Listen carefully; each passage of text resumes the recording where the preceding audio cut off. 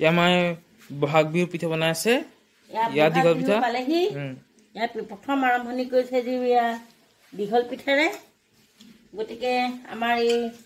ৰঙালী বিহুটি সকলোৰে অসমীয়াৰ বাবে বাপতি সাহোন চতে গৈ গৈ পালেহি বহাগী